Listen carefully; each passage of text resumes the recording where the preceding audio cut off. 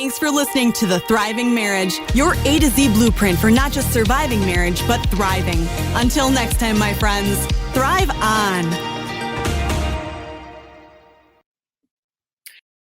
Hello, everyone, and welcome to the Thriving Marriage podcast. This is actually take 2. The first time I tried it, my internet went out again, so I am trying a second go around here. And my name is Heather Choate. I am an international marriage expert. My partner, Mark Johnston, international marriage expert as well, will not be joining us today. He is busy with our clients and our awesome boot camp that we're just doing. And he is just swamped with that and serving people over there. So for the next 2 weeks, you get me. I'm really grateful and I'm really excited and honored to be here with you today. This topic is crucial to me. This one is so near and dear to my heart, and I know that it's really going to speak to a lot of people. There may be parts of this that are uncomfortable. Just gonna say it right off the bat here. This may rub you the wrong way. However, I really encourage you to have an open mind and to realize that if things aren't going the way that you want them to in your relationship right now or in your life in general, then be open to some new ideas, because maybe something that's shared today or something that is shared with you in the near future is exactly what you need to move forward. So today we're going to be talking about how to find the love that we really want. And if you're feeling like you're not appreciated, if you're like, I just don't feel like I'm very appreciated, I don't feel very valued, I don't feel respected, I don't feel understood, I don't feel cherished, I don't feel valued, I don't feel loved, or anything else that you feel like you are lacking, this podcast is for you. So understanding the principle that I will share with you is going to shift everything for you. It has the potential to do that, as it has for me, as well as thousands of people that we've been able to help. But before we get to that, we're going to share our client win of the week. And this one today comes from Brent. Now, Brent posted in one of our Facebook groups over a month ago, okay, just a month ago. He said, she loves me, but is not in love with me. Have you heard that? This is such a common struggle that our clients face. I love you, but I'm not in love with you. I'm in love with someone else. I'm moving on. I need to find myself, right? So Brent was right there with you. That's exactly what his wife said to him. Now, he and his wife aren't out of the woods yet, but he posted this huge win that I wanted to share with you. And he said, my wife came over and ate supper, had a long open discussion. She hugged me tight and kissed me repeatedly, telling me that she loves me. Then called me on her way back to her apartment again, stressing her love without me saying it first. Discussed me visiting, staying when she gets settled in her own place.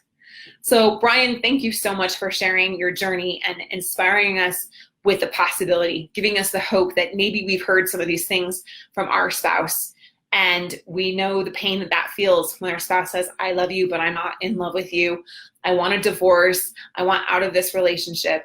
And you've been applying the PATH method the right way, pulling your spouse naturally to me, and you're already seeing signs of progress. So I know you're not out of the woods yet, but you're making incredible progress, and we encourage you along this journey to keep with it. And thanks for inspiring us. All right, good. Looks like my tech is working. Woo! That's always a good thing. All right, now I'm going to start right off the bat, right out the gate with my own personal story, because I need to speak from my experience here and share how I spent most of my life looking for love, looking for acceptance, and looking for validation from other people. But I didn't realize it. It's like when we live one way so long, it just becomes normal, right? And I often felt very discontented, and maybe you can relate to that. Maybe you're feeling like, you know, I'm just not getting what I feel like I should have. I had this expectation that I should be at a certain point in my life, at a certain point in my relationship, and things just simply aren't working out. What the heck is going on? Why can't I have it? Right? Am I not good enough? Am I not, right? We get into this kind of mind talk, right? For me, what happened, I'll just take you back 5 years ago. As some of you know, listening to this podcast and following us here at High Thrive Coaching, 5 years ago, I was diagnosed with aggressive breast cancer while I was pregnant. Currently pregnant. If those in the video can't really see my baby belly yet. But I was only 10 weeks pregnant with our sixth child. And I had doctors look me in the eye and say, Heather, if you don't abort your child, you're risking your life and it's not going to end well. So that set my husband, Ben, and I on a tremendously challenging journey that truly pushed us in every level, physically, spiritually, mentally, emotionally. I had never been so challenged in my life and pushed beyond my limits and had incredibly dark moments as incredibly light moments. And through it all, Ben really stood by me. That is, until after our sweet little baby Kiri was born in January of 2015. She's now 4 years old. I just dropped her off at preschool and she's amazing and healthy and beautiful and everything perfect, right? Even sassy. Don't know where she gets that from. Surely it's not me. No, it's totally me. Anyway, so she was born and I had to continue with cancer treatment. Things got really challenging for us financially as my husband had made the decision to stop working at the business that we owned. We own an auto body shop, and be home to support me. And we realized that this just wasn't going to work. And my treatment needed to go on much longer than we had money or means to handle. So we made the decision that we would sell our home and we would sell our business and we would temporarily, for the time being, move onto his parents' land. And so the summer after I had just gone through all the chemo and I was about to start radiation, we sold everything and we moved up to his parents' land outside of Colorado Springs. If you've ever been there, it's flat land. It is like nothing. There's like hardly any trees and it's just totally flat and I'll say boring in my opinion. So we move out there onto his parents' land. And we move our 6 children into a camper trailer. This was so humiliating to me. I couldn't believe that I was bringing my 6 children to spend an entire summer or who knows how long till we could get back on our feet living in a camper trailer. And it was just this moment where I felt like I had lost everything. Like I'd lost my health. I had lost my hair. I lost a breast. I lost my ability to handle emotions, like my emotional strength was gone, and I had lost even mental clarity. And at that moment, like the feeling of loss was so strong. And to make things even worse, I felt like I was losing my husband, Ben, too. Because what started to happen as we lived with his parents was that he started to turn to them for emotional support, for comfort and connection. He'd come home from work and I could hear his big diesel truck rumbling up the road. It wasn't hard to hear way out in the country with nothing around, right? And instead of coming and saying hi to me and seeing how he could help me with 6 kids in a camper while I'm still going through radiation and stuff, he would go in and talk with his parents. And sometimes these conversations would last like an hour or something until the point where I was so fuming mad that I would go down there and kind of lay it into him.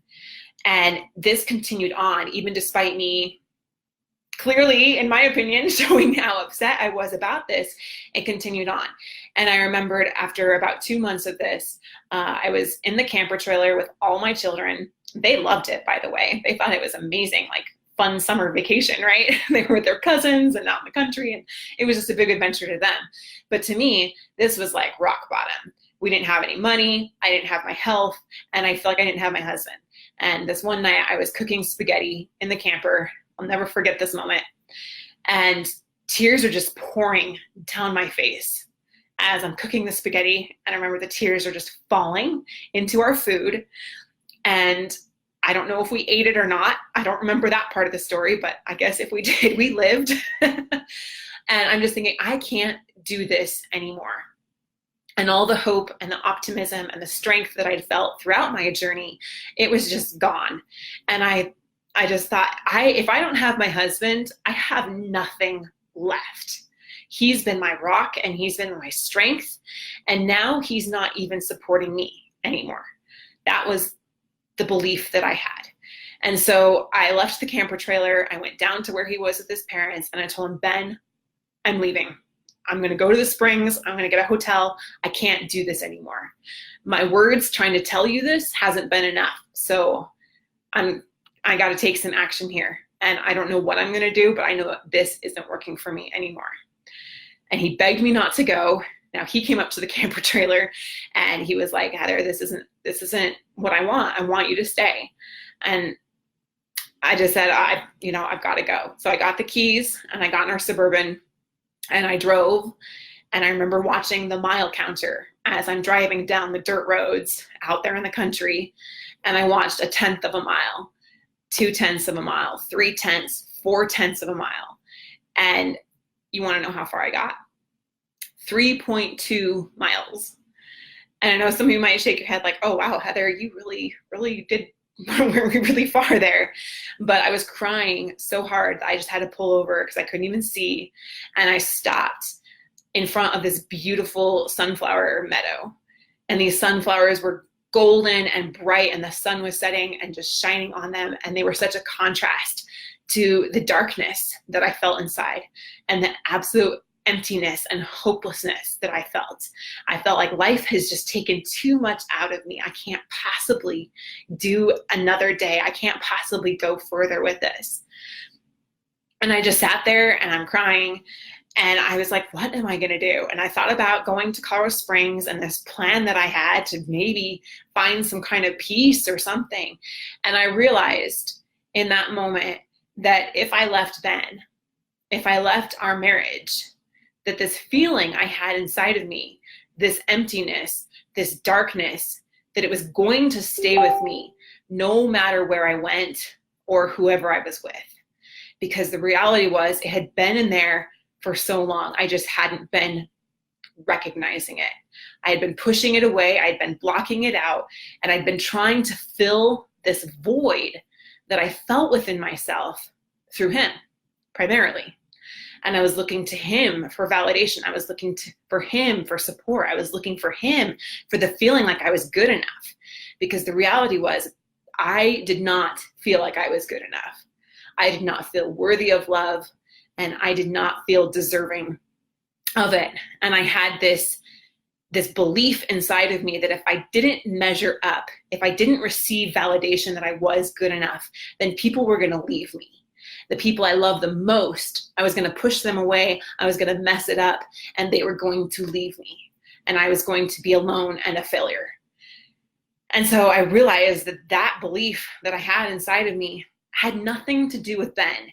It had nothing to do with him going and talking with his parents or not respecting my wishes or feeling like he didn't support me.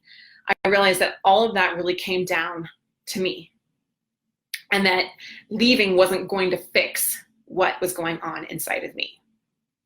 And so I determined that I needed to fix what this was inside of me and what I had been ignoring for so many years. That feeling like I wasn't good enough.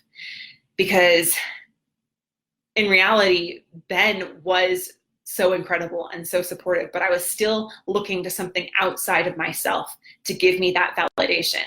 And I realized if I didn't have it for myself, I was never going to have it. I couldn't articulate it like I am right now.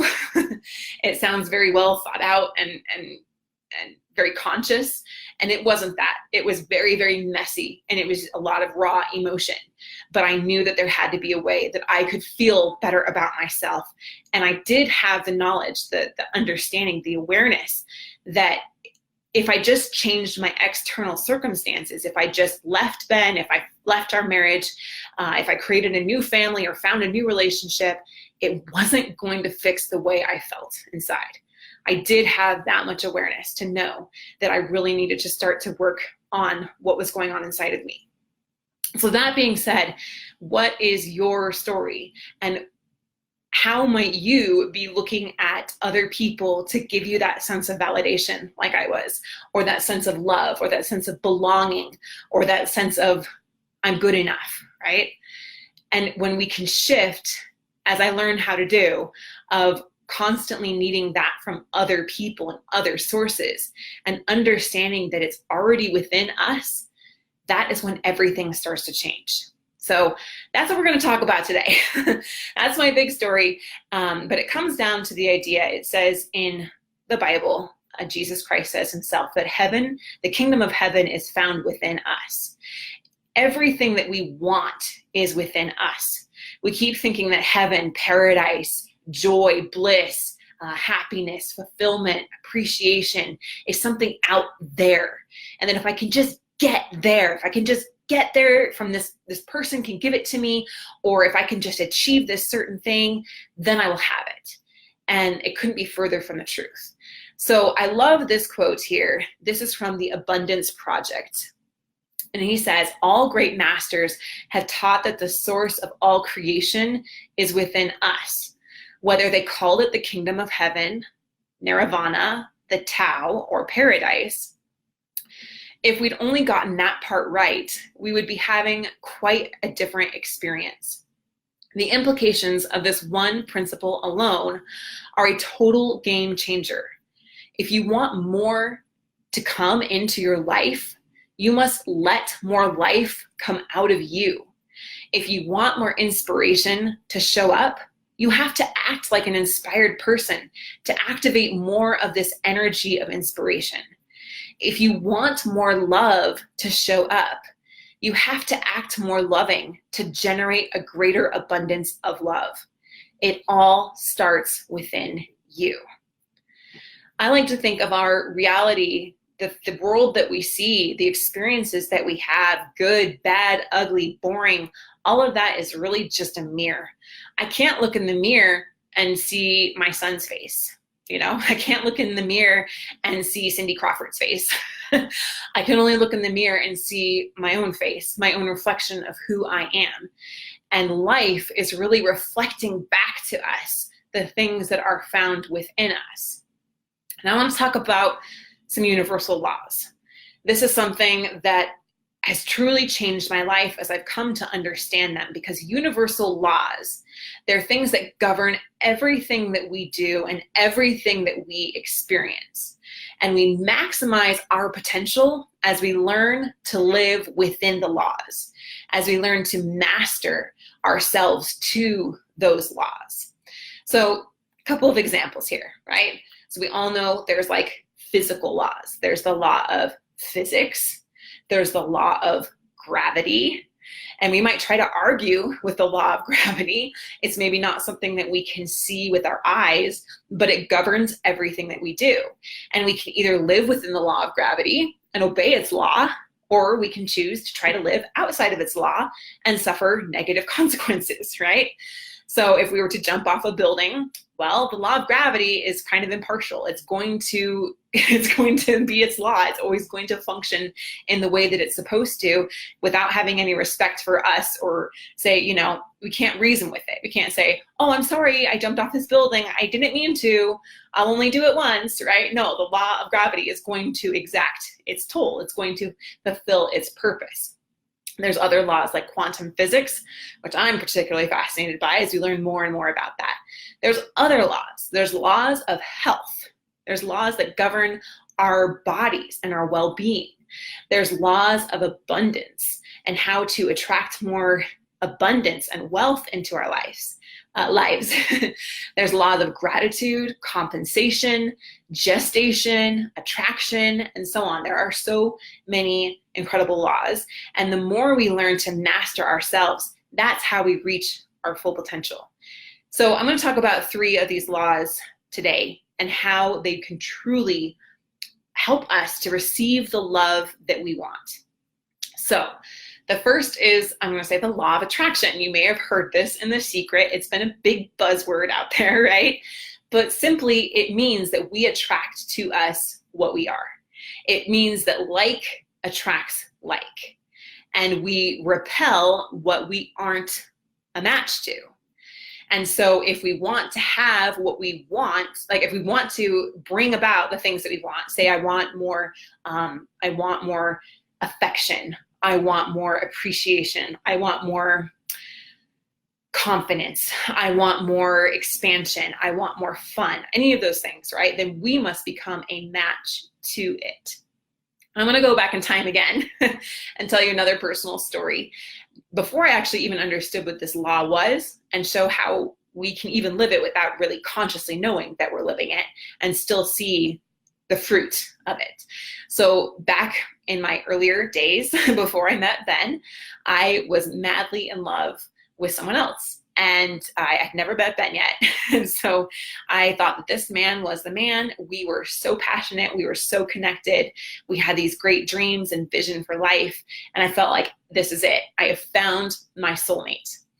However, as we got to know each other more and more, there were some things that were completely polar opposites in us, and recognized that our ideas about children, our ideas about faith, some of these really kind of fundamentally important things to me and to us both were just not in sync. And it caused us to realize that this wasn't going to be the right match. Like, this wasn't the right way for me to go. And so I was devastated as we broke up, and we were almost engaged. I was almost going to marry this person. I thought that we were going to live this incredible life together, but I had the wisdom to realize that it just wasn't. There was too many things that were off that would cause challenge and difficulties and unhappiness that already were causing unhappiness in our relationship, to know that that wasn't what I was going to pursue. So after that, I was truly heartbroken, and I was disenchanted from love and all those things. But given time, I decided I could open up my heart again. And I decided this time I'm going to be really intentional about who I look for. And so I wrote out a list of all the qualities that I wanted in a spouse. And I made this huge list of everything from, physical traits. I wanted someone that was active and liked sports and liked nature, to spiritual, that had faith in in God and wanted to serve him and lead our children in righteousness and in truth, and these things, these values that were important to me. And I wanted to be able to find someone like that. I had never even met anyone close to that at all. And so I wrote out this whole list, and I looked at it, and I would think about it every so often. And I realized, man, if I'm going to have that kind of a spouse, I have some work to do, because I need to become that. If that kind of person is going to want to be with me, then there's definitely some things I need to improve.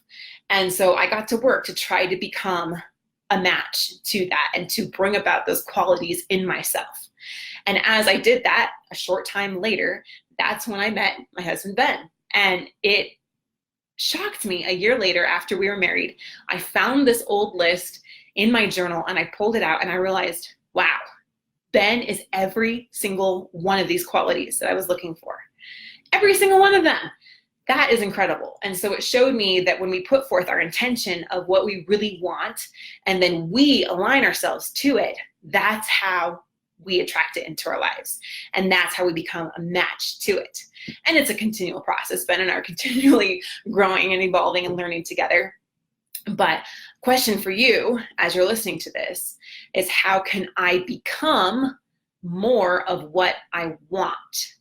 So if I want more compassion, if I want more understanding, how can I become more understanding?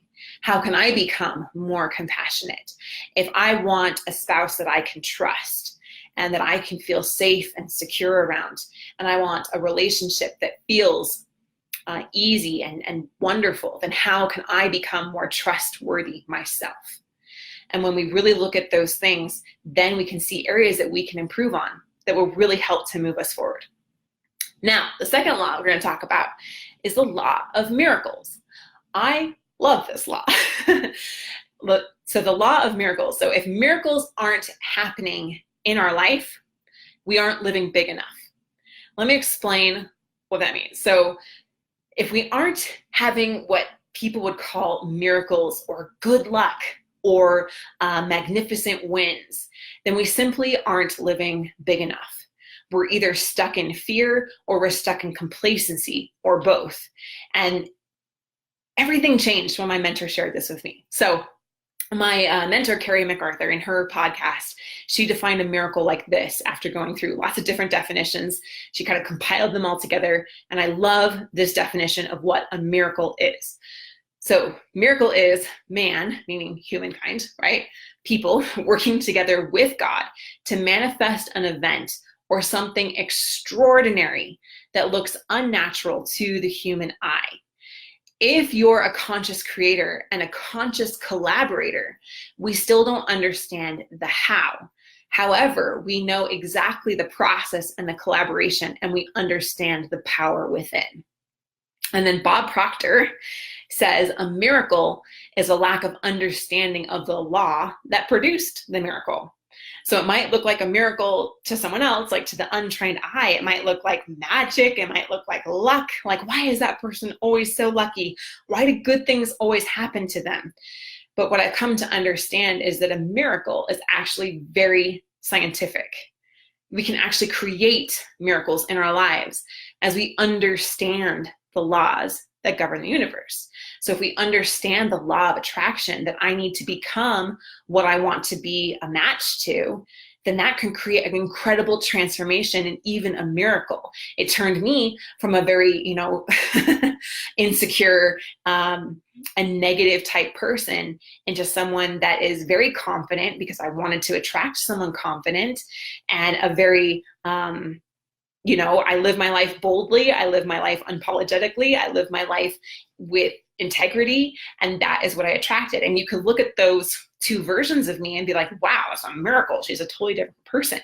You could look at the miracle of my health that doctors said I had a 6% chance of living to this day.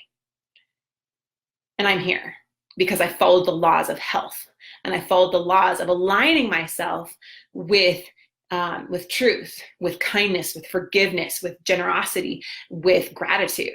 And that has created absolute miracles in my life.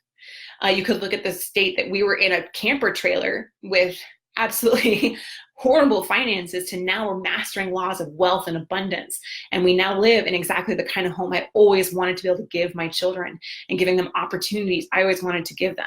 That to me is a miracle, that I've been able to move my life in such a short amount of time to be able to be exactly what I want it to be. So every blessing is received by obedience to the law upon which it is predicated. That's based off another scripture. But every blessing or every good thing that we receive is because we obeyed the law upon which it's founded. And when we obey the laws, then we receive the blessings. That's when we are able to bring those things about into our lives. And final law is the law of receiving.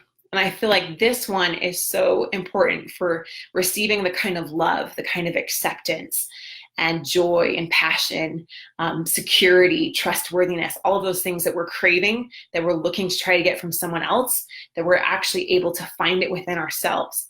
And when we're able to find it within ourselves, then we're able to give it more abundantly to others. And we also open up our heart to receive it. So for me, it was like I had closed the door. I said that I wanted love. I said I wanted acceptance. I said I wanted to feel good enough, but there was always that door shut because I didn't let myself feel those things for myself. And so there's only so much that someone could ever make you feel if you don't feel it for yourself first. One interesting thing to note is that we've been kind of conditioned since we were born that someone outside of us is our source of whatever it is we feel like we're lacking, right? Our source of well-being, our source of happiness, that someone or something else is the source of that for us. And it happens really naturally because we have our parents, we have our mom and our dad, and we depend on them not only for survival, but also for that fundamental feeling of love and attraction that we need for our well-being, right? But what happens is when we don't feel nurtured within, our family, by our parents, then we start to look to others or to other things to kind of fill that void. That might be a That might be friends, earlier on, romantic partners, authority figures. We may even look to other sources like the government or other sources of information to help us feel secure, to kind of feel that void that we're feeling, to give us that sense of validation, that sense of belonging. And what happens is we make other things our source of well-being. And we aren't taught how to look for those things in ourselves. We hear, have a good self-esteem, feel good about yourself, be confident, but no one really shows us how.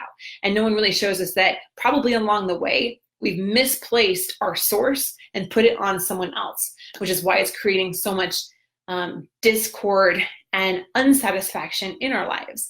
Just like I was looking for someone else to make me feel good enough, because I simply didn't feel good enough within myself. No one showed me how to do that and how to find that within myself.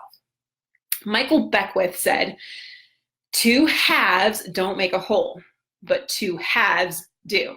So I know as I'm saying this and you're just listening, you can't read the way he spells the word. So I'll repeat that again so you can catch what he says. He says 2 halves, like HALVES, like half, like a half and a half, they don't make a whole, but 2 halves, HAVES, like I have and you have, 2 halves do. If you don't bring wholeness within you, you'll never experience wholeness from someone or something. If you feel cut off and alone, other people won't cure your loneliness. If you feel unworthy, no level of outside validations will make you feel good enough. If you feel lacking, no amount of wealth or opportunity will make you feel abundant, safe, or secure.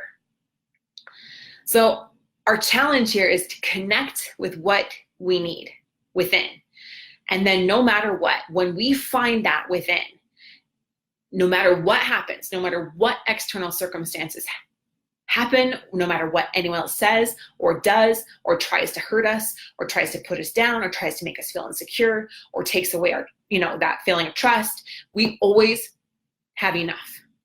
We know that we're enough, I have enough, and we experience fulfillment. If you feel lacking, no amount of wealth, no amount of opportunity, no amount of anyone's praises or of their love or acceptance will make you feel that you have that, will make you feel safe, secure, or abundant. It really all comes from within. So we need to connect with what we need within so that no matter what happens, we know that we're enough, that we will be enough, and that it is good enough. I remember working with several different clients, but one stands out in particular where he used to always seek for a feeling of safety by controlling others. And as we worked with him and showed him that his fear of not being good enough, his fear of failure, his fear of people leaving him caused him to really clench onto them, and it was pushing them further away. It gave him a false sense of the thing that he was really looking for, which was peace and security within himself. And when he was able to find that within by doing some of this deeper inner work, clearing out the limiting beliefs that were blocking him from having it, and then he said, I'm a rock of a man.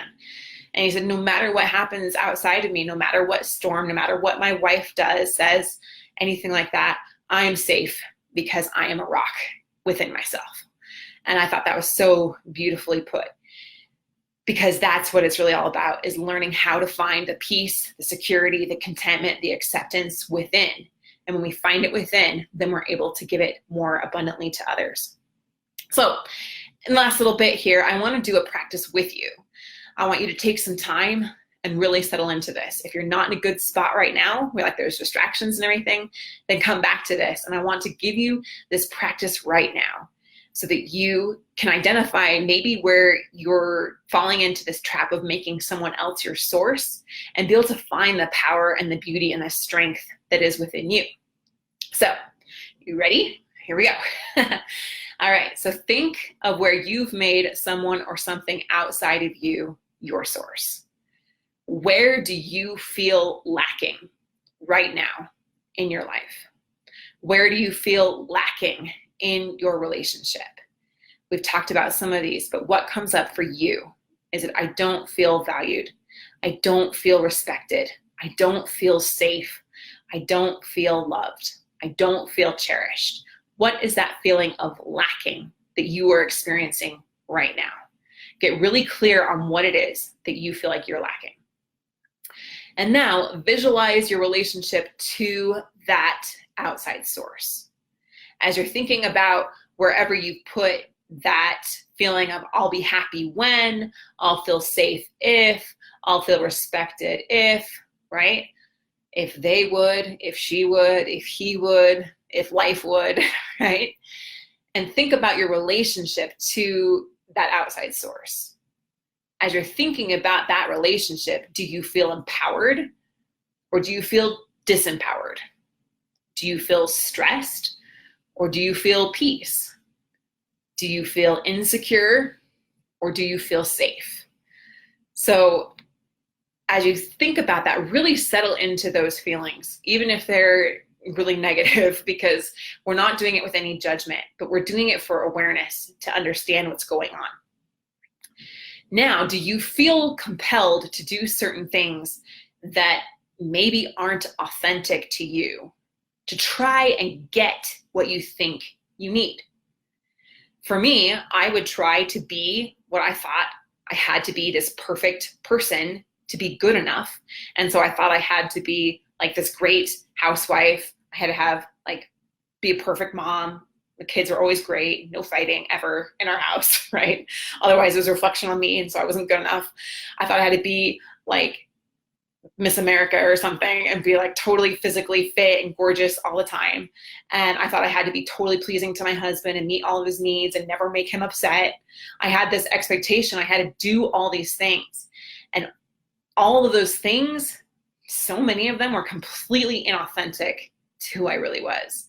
But I thought I had to do them in order to be good enough, in order to feel valued, in order to feel like I could have love and that people weren't going to leave me. So I did those things and I would exhaust myself and I would burn myself out, and then I would totally crumble because I was trying to live up to this standard. I was so afraid people were going to leave me if I didn't, right?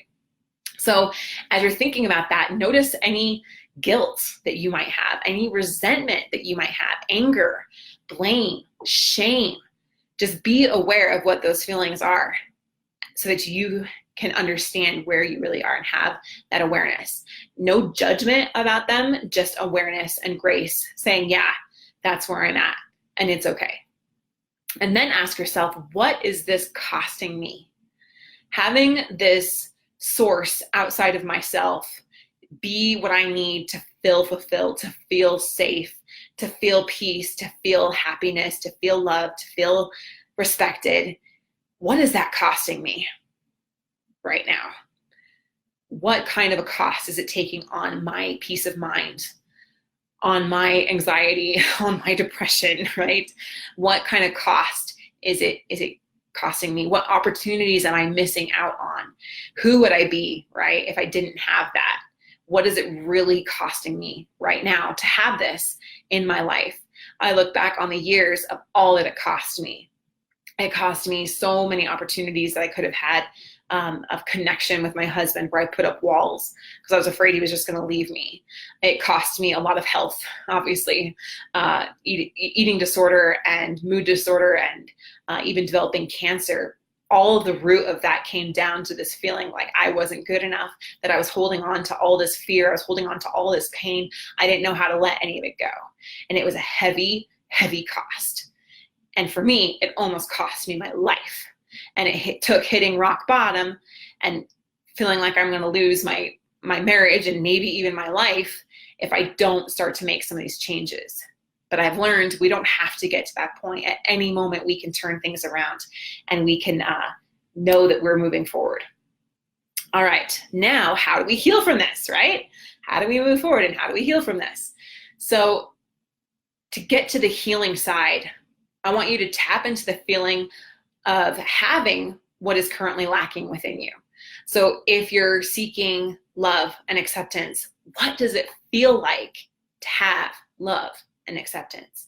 If you're wanting to feel confident, what does it feel like to have confidence?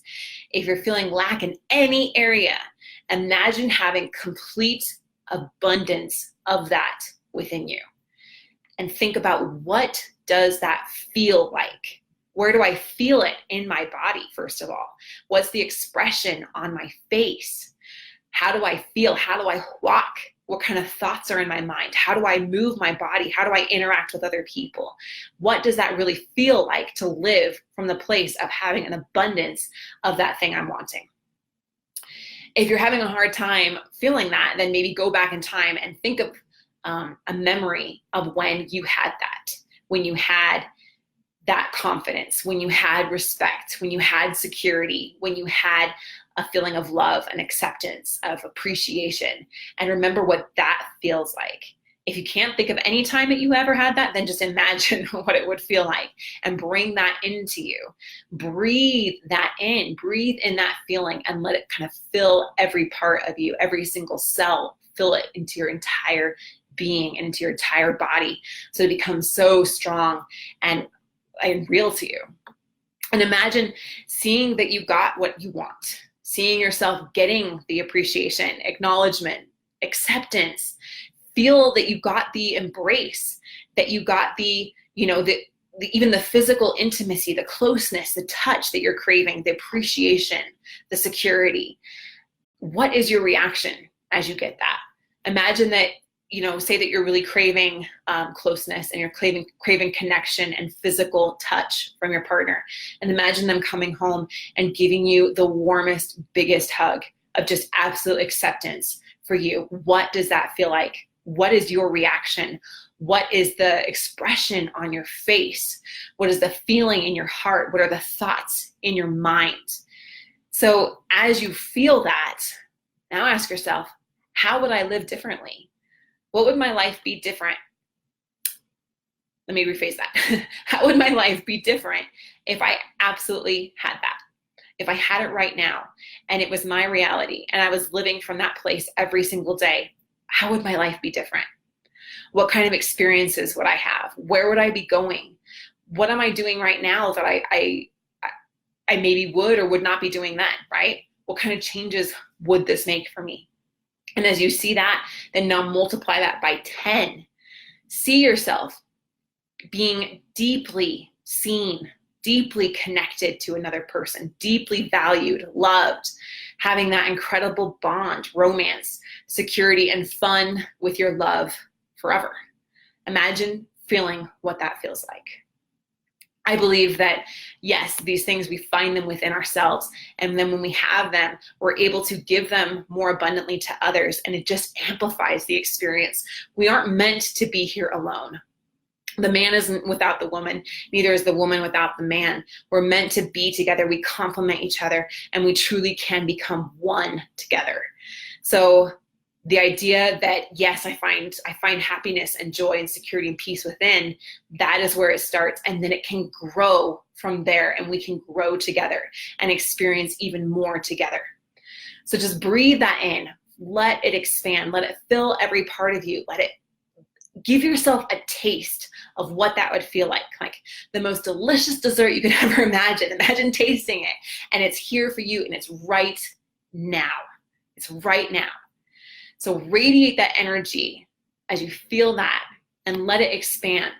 Let it expand into everyone in your current life, including the people or the places or the things that you believed were your source. Even expand it out to them. Feel how good it feels to know that you are the source of your own good. You are the giver of life. You are the giver of love, and how it feels to know that you have more than what you need. So much more that you can give it out, and you can let it expand, and you can let it circulate in the world. There's no tension or tightness or trying to hold on to it because there's not enough. It's just absolute free giving, because I have so much within me. I'm able to give it and let it just circulate out into the world and help other people as well. And from this place, I have a couple important questions I want you to consider. Some kind of deeper work, deeper thinking here. So consider the relationship or situation you previously believed that was your source. And ask yourself, if I lived and knew that the source of everything that I want is already within me, and it's always available, It's always there for me to tap into. How would I be different in this relationship? How would I show up? What would my conversations look like? How would I respect myself? How would I treat myself? How would I express myself? What would I start doing? What would I stop doing? What would I do differently? And as you think about those things, listen to the answers. I encourage you that as the answers come, and they will come, when you connect with that right energy, when you live within that law of I'm receiving now, I'm finding it within me, and I'm able to receive it from others, the answers come, and write them down, articulate them, get them out of your mind and into actual physical evidence there. And then ask yourself, how can I start living into this truth today? How can I start living into this truth this week? And more answers will come to you. And so take note of them and then take action on them. So I hope that this has been helpful for you. This has truly been the transformation of my life. And it is my life work to share this and to help others to ease their pain and thinking that it's something outside of themselves, and recognizing that it's actually all within us the whole time. And that we can stop exhausting ourselves and creating chaos and pain and frustration and disharmony by trying to think that it's from somewhere or something outside of ourselves, but realizing that it's actually all within us. And as we tap into that, the most incredible peace and joy, fulfillment and happiness and love that you could ever imagine will be found. And when you find that, you find it so deeply and so abundantly, you are able to then give it to others freely and abundantly, and it only amplifies and increases. That brings us to our marriage Mythbuster. I know I'm going a little long here today, but this is in my heart, and I feel like it's very much needed in this world. So our marriage Mythbuster is that bad things happen to me. Have you ever heard that or said that yourself? Bad things keep happening to me. Bad things always happen to me. The truth is that bad things, challenging things, happen for me. They never happen to me. They happen for me. Every challenge is a gift life is presenting us. It's a beautiful gift. Every challenge is a gift. And sometimes we absolutely hate the gift at the beginning, and that's okay. That's part of the journey. I'm going through some personal challenges right now with my oldest son, and it's awful. And it's no fun, but I do have the perspective to know that it is a gift and it is a blessing, and it is given to me to show me how I can become better. It is the opportunity to allow our inner being that's been asking for this opportunity. And it shows up so that we can progress into who we are meant to be. I know that through every single challenge I've had, getting tongue-tied, every single storm that I've gone through, if I choose to learn from it, if I choose to become better because of it, instead of just getting through it and then getting on to the next challenge, right? And just kind of going through life expecting everything to stay the same. But if I choose to learn from the challenges that I have, my weaknesses become strengths. And I'm able to then better serve and help other people through that compassion that opportunity gave me, that challenge, that bad thing gave me. And so that is how we move through our lives. And that is how we empower ourselves. We're not here to ride a calm sea. We aren't. We're here to embrace the storms of life and then enjoy the calm seas. They're all there in each its own season. And so taking from each with gratitude and with love and with appreciation and with an openness to learn and an openness to become even better is how we find true satisfaction and joy in our lives. So if you find yourself at the end of all of this, I know I probably dumped a lot on you. I encourage you that if this resonates with you and you're wanting to know more about, what is that, the law of gratitude? I want to know more about that. I want to feel more strength and peace within myself. I want to be able to find that the source is within me and how to tap into that. Then do what I did, and that is to find a mentor and find someone that helps can help you along the way, right? And show you what they did and how they overcame their limiting beliefs and their fears and the obstacles that were before them so that they could truly become the best version of themselves. And that's exactly why we created High Thrive Coaching. So if you're wanting help, if you're wanting to truly change for the better, if you feel like you are coachable, you're willing to learn, you're invested, you're willing to put in the time, the money, the energy, and you want to be able to get your spouse back, you're committed to doing whatever it takes to find that kind of level of peace within yourself, I encourage you to book a complimentary consultation call with us at highthrivecoaching.com/apply. And if coaching isn't the right fit for you, maybe it's not in your budget right now, but you're still wanting to really learn some things and have some tools and resources, then also check out our other programs and our courses that can help you along the way. So next week, it will be me again, and I'm going to share with you our 5 biggest mistakes people make when their spouse wants out. So they're wanting out. There's 5 really big mistakes that are very, very common that people are making often that leads to the end of their marriage and what you must do instead. So thank you for joining me today. My heart, my love, my appreciation goes out to you. Thanks for joining us here on The Thriving Marriage, and we'll talk again soon. Thanks for listening to The Thriving Marriage, your A to Z blueprint for not just surviving marriage, but thriving. Until next time, my friends, thrive on.